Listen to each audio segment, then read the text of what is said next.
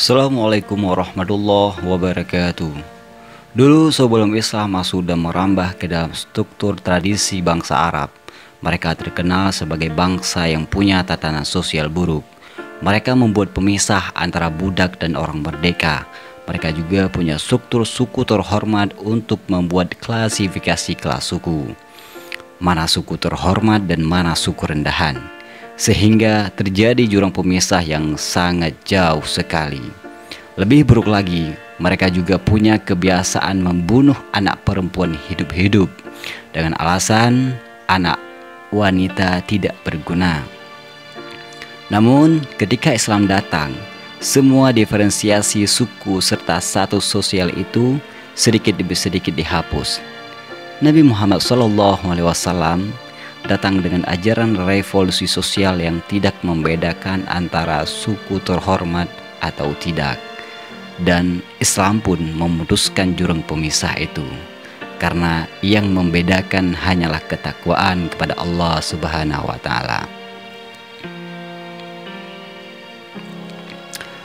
Salah satu bukti bahwa Islam datang dengan konsep menghapus perbudakan adalah langkah nyatanya, yaitu banyak pelanggarnya. Apabila melanggar, maka akan disangsi dengan hukuman membebaskan budak menjadi manusia merdeka. Ini bukti perhatian Islam yang sangat besar. Malah setiap kafarat, pasti pilihan pertama itu adalah membebaskan budak. Lalu yang sering menjadi pertanyaannya adalah, kenapa para ulama mensyaratkan adanya kufu atau kesepadanan dalam pernikahan? Bukankah itu justru membuat Islam kembali seperti jahiliyah yang membeda-bedakan orang dengan sisi keduniaan? Esensi dari kafah secara etimologi adalah persamaan, atau bisa diartikan juga dengan makna sepadan. Maksudnya persamaan antara kedua pasangan dalam hal strata dan status. Menurut istilah ulama fiqh pun tidak berbeda.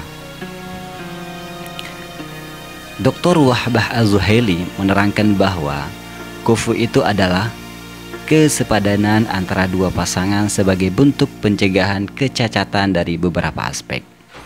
Kendati demikian, kufu bukan syarat sah nikah, akan tetapi bagian dari syarat nikah atau menjadi salah satu perhitungan dalam menentukan pasangan atau tidak.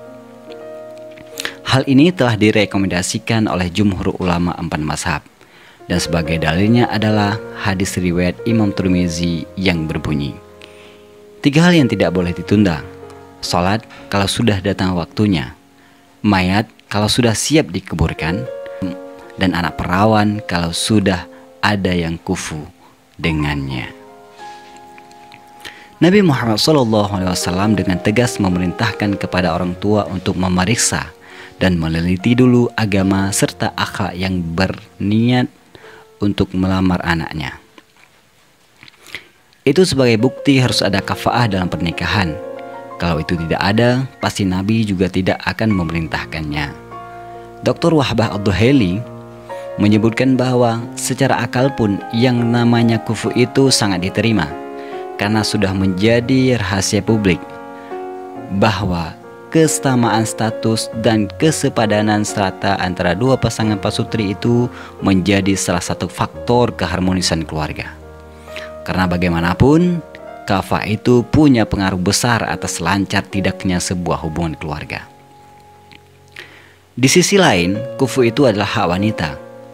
Jumhur ulama bersepakat dalam berpandangan bahwa kafaah menjadi tuntutan bagi pihak laki-laki, bukan pihak perempuan. Artinya, kufu ini adalah hak yang diberikan oleh syariah khusus kepada wanita. Dengan begitu, laki-lakilah yang harus menyepadankan dirinya kepada wanita, bukan sebaliknya. Karena secara global, wanita dan keluarganya yang mungkin saja dan biasanya mempermasalahkan status pria yang rendah. Bahkan juga muncul pertanyaan dari kalangan keluarga para wanita, kerja di mana? Di negeri atau di swasta? Disinilah peran kafaah, supaya tidak terjadi simpang siur di kalangan keluarga wanita dalam menentukan jodoh anaknya. Dr. Wahbah Az-Zuhaili menambahkan bahwa Yang namanya wanita terhormat sulit untuk hidup bersama laki-laki yang rendah derajat sosialnya. Berbeda dengan lelaki yang hidup dengan wanita mana saja tanpa tahu rendah atau tinggi derajatnya. Upaya ini bertujuan sebagai bentuk proteksi syariah guna menjaga kemuliaan wanita agar tidak terkotori dengan pasangan laki-laki tanpa kualifikasi yang jelas. Namun, di antara aspek kufu yang harus dipertimbangkan adalah yang pertama, al-din, yaitu agama. Kedua, al-hurriyah, yaitu merdeka bukan budak. Ketiga, al-nasab, yaitu keturunan yang baik. Dan yang terakhir, al-hirfah, yaitu profesi dalam tatanan sosial.